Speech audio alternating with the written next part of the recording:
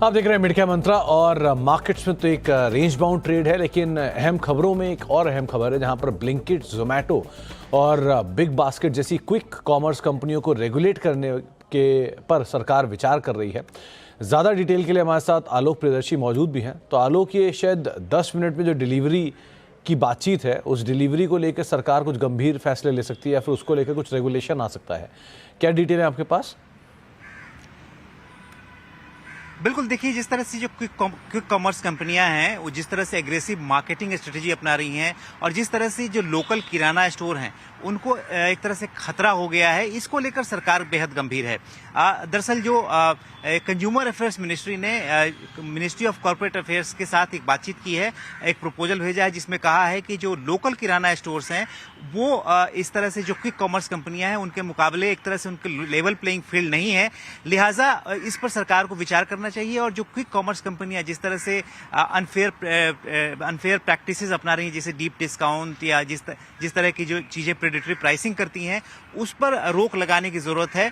तो लिहाजा इसको किस तरह से रेगुलेट किया जाए, इस पर चर्चा की जाए। तो जो हमें सूत्र बता रहे हैं उसमें जो डिजिटल कंपटीशन बिल आ रहा है जिसकी तैयारी चल रही है, उसमें मिनिस्ट्री ऑफ कॉर्पोरेट अफेयर्स इसको रेगुलेट करने पर विचार कर रहा है। जितनी भी क्विक कॉमर्स कंपनियां होंगी उनको और लोकल किराना स्टोर को लेवल प्लेइंग फील्ड किस तरह से मुहैया कराई जाए, इसको लेकर इस बिल में व्यवस्था की जाएगी। मैं बता दूं कि बिल का ड्राफ्ट तैयार है, इस पर स्टेक होल्डर्स कंसल्टेशन हो चुका है, इंटर मिनिस्ट्रियल चर्चा चल रही है और इसी इंटर मिनिस्ट्रियल चर्चा के दौरान कंज्यूमर अफेयर्स मिनिस्ट्री की तरफ से इस तरह का एक कंसर्न सामने आया, जिस पर मिनिस्ट्री ऑफ कॉर्पोरेट अफेयर्स अब इस पूरे जो सेगमेंट है, जो क्विक कॉमर्स का जो 10 मिनट डिलीवरी वाला सेगमेंट है, इसको किस तरह से रेगुलेट किया जाए उस पर चर्चा कर रही है। तो माना यह जा रहा है कि जब ये विंटर सेशन में बिल आएगा तो कहीं ना कहीं इस जो क्विक कॉमर्स कंपनियों की जो स्ट्रेटेजी है, प्राइसिंग स्ट्रेटेजी है, जो अनफेयर प्रैक्टिसेस हैं, उन पर कहीं ना कहीं आप लगाम या रोक लगते हुए देख सकते हैं।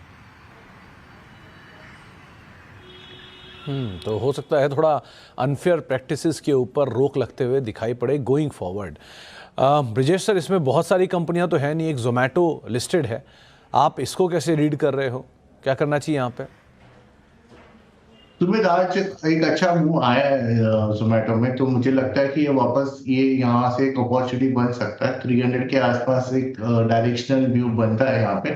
काफी छोटा स्टॉप लॉस होता है 230 के रिस्क के साथ। हम इसमें अगर किसी को तेजी करना है तो हम इसमें एक अपॉर्चुनिटी देख सकते हैं।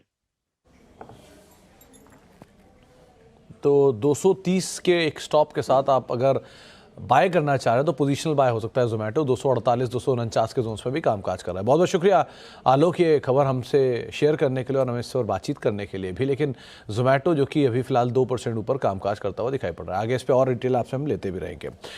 एक ब्रेक का वक्त हो गया, एक और ब्रेक का रादर वक्त हो गया। ब्रेक के बाद लौटेंगे और खिलाड़ी का अपडेट भी जानेंगे, कुछ और स्टॉक्स भी होगी उन पर भी चर्चा करेंगे। छोटे से ब्रेक के उस तरफ।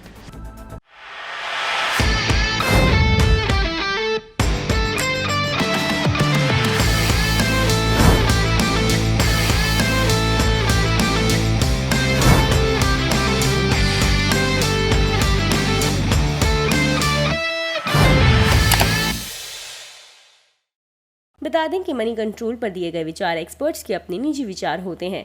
वेबसाइट या मैनेजमेंट इसके लिए उत्तरदायी नहीं है।